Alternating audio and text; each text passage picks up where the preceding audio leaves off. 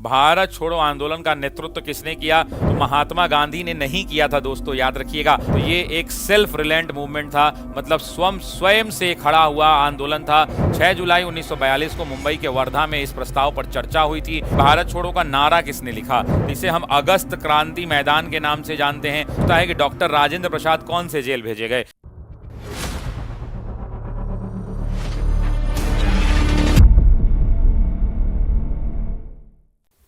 भारत छोड़ो आंदोलन का नेतृत्व किसने किया? आपसे ये पूछ रहा है कि भारत छोड़ो आंदोलन का नेतृत्व किसने किया?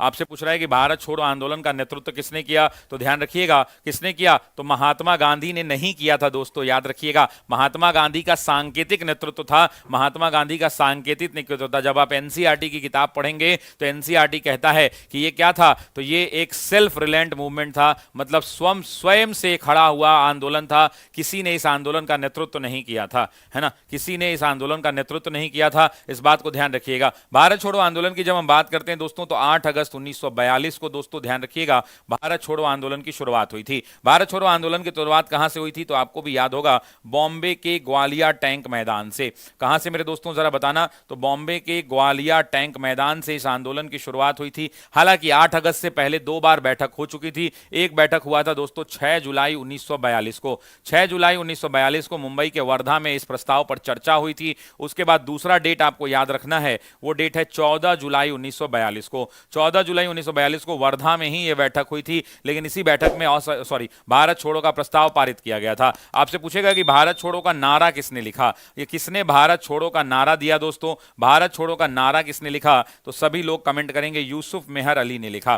किसने लिखा? यूसुफ मेहर अली ने लिखा दोस्तों, याद रखिएगा, यूसुफ मेहर अली ने यह नारा लिखा। क्या नारा लिखा? भारत छोड़ो, क्विट इंडिया, क्विट इंडिया।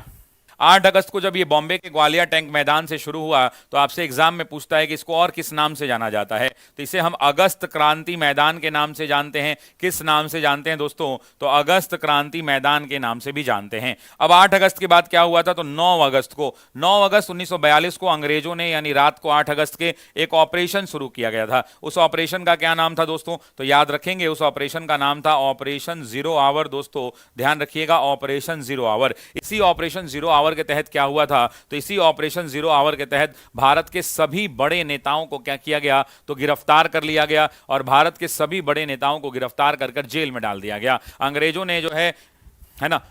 ने जो है ऑपरेशन जीरो आवर के तहत क्या किया? तो भारत के सभी बड़े नेताओं को गिरफ्तार किया, और बड़े नेताओं को गिरफ्तार करके जेल में डाल दिया गया। सर अब पहला सवाल यह पूछता है कि डॉक्टर राजेंद्र प्रसाद कौन से जेल भेजे गए? जरा कमेंट करके बताइए कि डॉक्टर राजेंद्र प्रसाद कौन से जेल भेजे गए। बड़े नेताओं को क्या किया गया? तो सभी बड़े नेताओं को जेल भेज दिया गया। अब बड़े नेताओं की जब सूची की बात आती है, जब बड़े नेताओं की सूची की बात आती है, तो सबसे पहले नाम आता है महात्मा गांधी का। किसका नाम आता है? जरा कमेंट करना।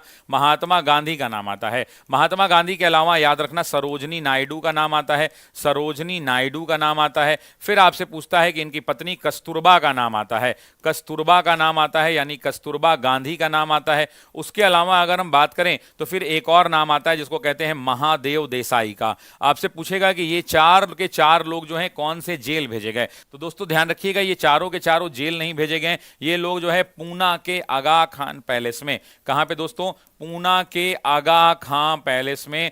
आगा खां पैलेस के अंदर में, पूना के आगा खां पैलेस में क्या कर लिए गए? तो इनको हाउस अरेस्ट कर लिया गया, कैद कर लिया गया। आपसे अगला एग्जाम में पूछेगा दोस्तों, आपसे पूछेगा कि डॉक्टर राजेंद्र प्रसाद जो हैं किस जेल में भेजे गए? आपसे एग्जाम में पूछेगा डॉक्टर राजेंद्र प्रसाद किस जेल में भेजे गए? श्री कृष्ण सिंह किस जेल में भेजे गए? श्री कृष्ण सिंह किस जेल में भेजे गए? अनुग्रह नारायण सिन्हा, बिहार स्पेशल का क्वेश्चन है ये सब। अनुग्रह नारायण सिंह किस जेल में, सिन्हा किस जेल में भेजे गए? तो ये तीनों पटना के बांकीपुर जेल में भेजे गए। कहां भेजे गए? बांकीपुर जेल में भेजे गए। कांग्रेस के अन्य बड़े नेताओं की अगर बात करें, कांग्रेस के अन्य बड़े नेताओं की अगर बात करें, अन्य बड़े नेताओं की अगर कांग्रेस की बात करें दोस्तों, तो ध्यान रखिएगा कि ये सारे के सारे बड़े नेता कहां भेजे गए? तो याद रखेंगे मेरे दोस्तों, ये सारे के सारे कहां भेजे गए? तो अहमदनगर।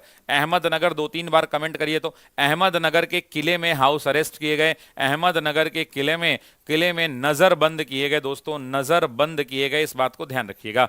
चौथा सवाल पूछता है कि जयप्रकाश नारायण किस जेल में भेजे गए दोस्तों, ध्यान रखिएगा। जयप्रकाश नारायण जो है किस जेल में भेजे गए, तो जयप्रकाश नारायण हजारीबाग जेल में, हजारीबाग जेल में भेजे गए दोस्तों। और याद होगा कि 8 नवंबर 1942 को दीपावली का त्यौहार था और इसी दीपावली के पर्व पर राम वृक्ष बेनीपुरी की सहायता से ये जेल तोड़कर निकले और फिर यहां से निकले तो नेपाल की तराई में जाकर छुप गए और फिर वहां से जो है क्या किया, आजाद दस्ता का गठन किया। और आजाद दस्ता का गठन करने के बाद उन्होंने क्या किया, तो आजाद दस्ता का गठन करने के बाद छापामार युद्ध में आगे बढ़े, लेकिन नेपाल ने हमारे छाती में खंजर घोंप दिया और नेपाल ने जयप्रकाश नारायण को गिरफ्तार कर दिया। इसलिए आप लोग नेपाल घूमने मत जाइएगा, नेपाल बहुत गद्दारी किया हम लोगों के साथ, है ना। नेपाल ने ही इनको पकड़वा दिया था, नहीं तो अगर ये नहीं पकड़े जाते, है ना।